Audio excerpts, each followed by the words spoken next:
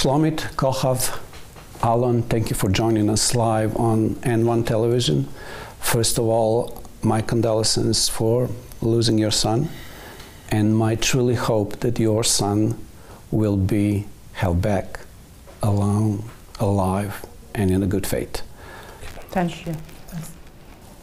At the beginning, how do you feel with all those time being passed without any kind of hope that you're gonna see your son again? How do you live every day with that? It's not easy. It's not easy. Our life changed on October 7th. I used to be a workaholic, working 24/7, and for the last 1 year I didn't work at all, and now I'm on a part job, and that's too much. And my head is all the time thinking, and I'm using all my energy for doing everything I can to finish this nightmare that we are living in. And for the last 1.5 years, we are traveling around the world. Also, my children, my big son is today landed in Rome in another delegation.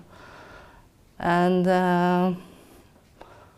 we're addressing and searching for every open door that could help us to bring this situation to an end. Shai was a tank commander. Mm-hmm. He was stationed to defend the border near Gaza.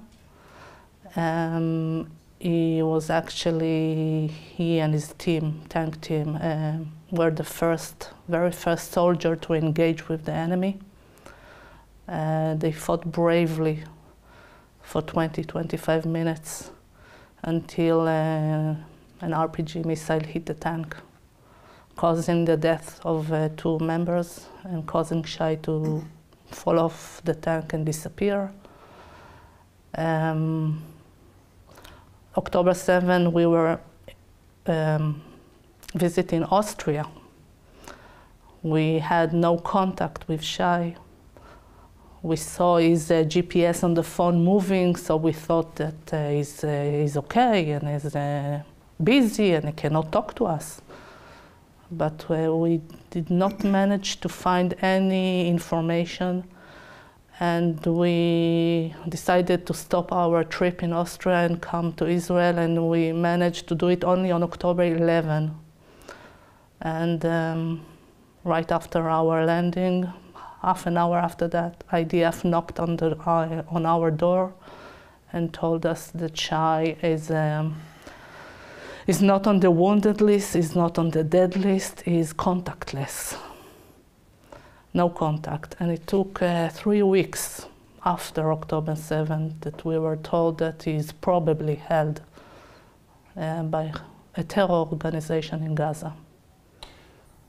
How do you remember Shai, and why is it important to the world see and hear his story? Well, I believe that Shai was a soldier, but we see him as a soldier of hope. He was actually a peace activist. I mean, when people hear of Israeli soldiers, they have probably an association of what that means. But life is more complicated. It's not pictured in black and white. And Shai took upon himself to learn the Arab language. He was a volleyball player, and he chose to enter an Arab team alongside his brother. And they've actually managed to meet many Arab friends. And they've opened up that team for more Jews to enter and to coexist together. And I always say that in his short life, you could actually see, it hit me actually when we sat Shiva. We sat Shiva with no grave as of yet. Shiva is the Jewish custom to commemorate the dead. It's a 7 period of mourning. And in one of those days, a whole Arab village came to pay its respects, and I was amazed to see it, what he has managed to do in his short life. Now, I always say that we are the proud parents of Shai Levinson, because he managed to hold back hordes of terrorist invaders. And we're not proud of the killing, but of the fact that we know for a fact that many innocent civilian Israelis are now living and breathing and will continue to build our country. They're now living, breathing because of him and his crew's actions. It makes us very proud. Did your attitude towards the Arab people change? Distinguish that there is a terrorist organization who's terrorizing not just and killing not just Israeli people and also the Palestinians? Can you rephrase the question? I mean, do you change your attitude about, you know? No.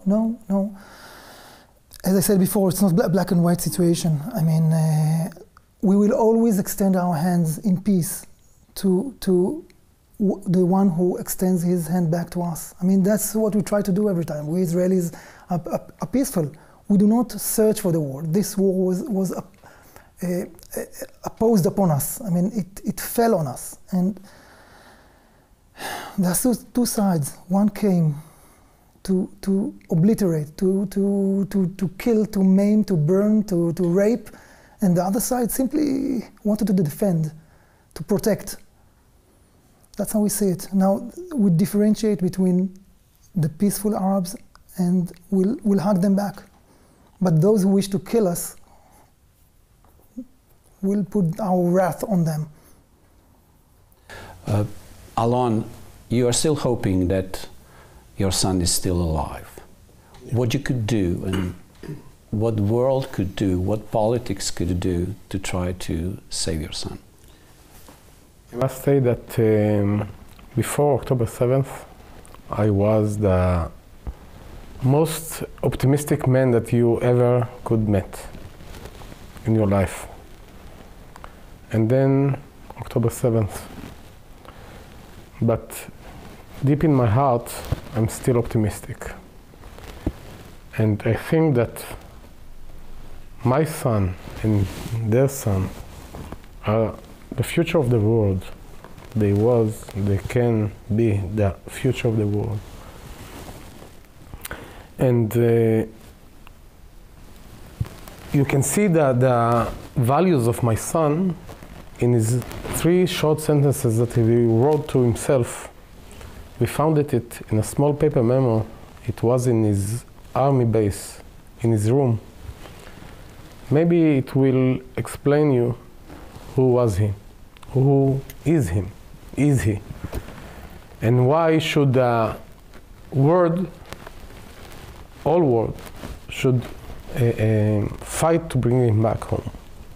The first sentence was, succeed, help many people. The second one, create large group of good friends. And the third one, don't harm anyone. Values of 18 years old boy. Values that each one of us must hold and must keep and must do each day. So this is my son, and those are the values that the whole world must fight for them. For those values, for my son, for their son, and all the hostages that's still in Gaza, who's alive or who's not, unfortunately. We are keeping with us a great values, and as Kohav said, we need peace, we need quiet. We don't hate the Muslims. We hate the one that hate us without any reason, real reason. So we will fight the terror to bring peace and quiet for Israel, for us, and for all world. My question for all of us, especially for you, Alon, if you had a chance right now to take a few words to your son, what you will tell him? I will tell him that I love him very much. I missed him. I miss him very much. And me and all Israel and even most of the countries and all over the world doing the best we can to bring him back home. Bring him and all the 58 others that's still in Gaza. We are doing our best. Unfortunately, there is a few forces that playing against us with our fight, but we are consistently into it, and we will do all we can till the last drop of blood. Now, you've asked before, how do we cope? Now, as far as I can see it, we are still stuck in October 7th. I mean, for us, it's a whole big, long day. Maybe for you and your viewers, it's a sort of old news, but not for us. And for every day we get up, it's a question of choice, not to give up and to continue further, to do whatever we can to promote our situation, to resolve it. Do you think that there will be end? What might be, or will ever be end of your soreness and mourning for your son? It's a good question, but I don't know. I really don't know. I've met with a lot of families of hostages who've received their hostages, whether alive or dead. The nightmare continues.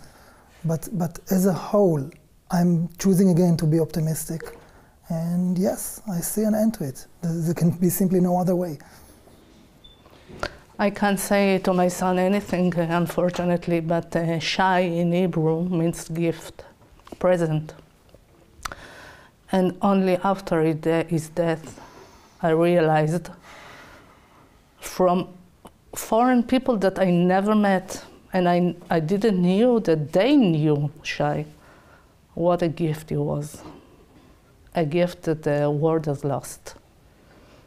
That's what I wish I could tell him.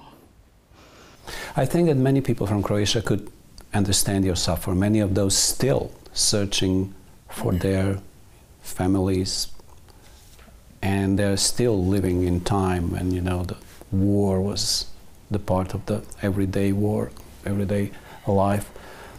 At the end, when you're thinking about those situations, traveling, talking, this morning, as I understand, you are talking with Croatian Ministry of Foreign Affairs. I guess that you have all those support and understanding from your government. What do you think that politics and governments could still do to help not just your son and all those 58 people who are still missing after the attack? Well, we urge every influencer, every politician, every government who can influence on the leaders of Hamas who are now sitting comfortably in places of countries who are harboring them at the moment, and they could put more pressure on them. That's what we try to do, and that's what we expect decent countries to do. Do you have a message for the Croatian government, Croatian Ministry of Foreign Affairs who's talking to you, and also for the Israeli government and all those politicians and governments? First of all, we convinced that the Croatian people understand our pain. Mm-hmm. No doubt about it.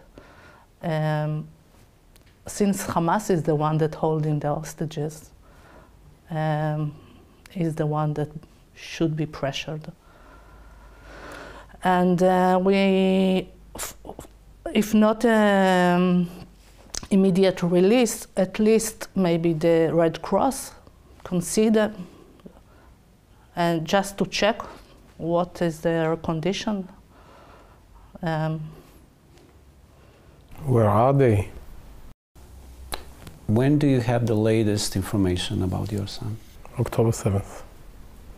Since October 7th, the horrible kidnapped videos of Hamas, we don't know anything. We know that he was taken alive, in a good shape. We know that they took him to north of Gaza Strip. But since then, since October 7th, we don't know anything about him, even though he was taken alive. And we are the only family in Israel that don't know anything. At the end, do you have anything what you want to say? I didn't ask you. Do you think which is really important to tell the world?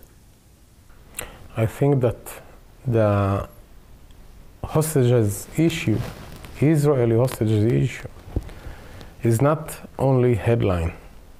There is souls, faces, names, people, values that all world must know. All world must know that there is fantastic people that held in captivity in Gaza. Most of them unfortunately dead. There is 24 that are consumed alive, and all over the world, everybody must do all they can to bring them back home. That issue must be alive each day till the last one will come home. I'd like to add something which I think is basic to us. I mean, the whole purpose of there's only one Jewish country in the world, and the whole purpose of Israel, which has risen from the ashes of the Holocaust, was to preserve Jewish life. And what happened in October 7th is a sort of mini Holocaust. And if you truly understand that, then you will understand that Israel cannot stop. It hasn't got the moral right to stop the war without bringing back all the hostages. So basically, we are not you can view us not as a problem, but as a sort of a key to open the door for the next stage, because as we are stuck, also Israel is stuck, and we cannot continue on further. So we are not a sort of a problem. You don't have to sympathize with us. You can see the logic in helping us, helping you. If it's to formalize the next sort of idea step of a two-stage solution, or if it's the Saudi Accord of some sort, we are now the key to open the door, because there's no movement forward without retrieving all of the hostages. This war started for the hostages and will end with the hostages. I want to thank Croatia for choosing the right side. I want to thank all the other countries that believe in Israel and choosing the right side. Do not forget that we are dealing here with terror. It should be no politics, no right or left, only straight. And terror is all around the world. Today is us, tomorrow is you. So the hostage topic should be, I don't understand the person that do not see that it connects to him too. It connects to him too. I must say another thing. Our both sons are German citizens, European Union citizens. And as Shlomit said, today it's us, tomorrow it's you. Almost in each country in Europe, there is a terror nests, sleeping terror nests, that waiting to our call, just a phone call, attack now. And we need all Europe to be with us. Help us to help you. We are the barrier between terror and Europe. We are the barrier. You must stop the terror. I'm not talking on Croatia, because we know that you are with us, but you have an influence on many countries, a lot of countries around you, and you can say our words and you can shout our shout, because our shout, it's your shout. Thank you very much, Shlomit Kochlov. Once again, I'm sorry for your loss. Thank you. And Alon, I hope that your son will be alive, getting back to your family. Thank you very much. Thank you very much for your interview. Thank you very much.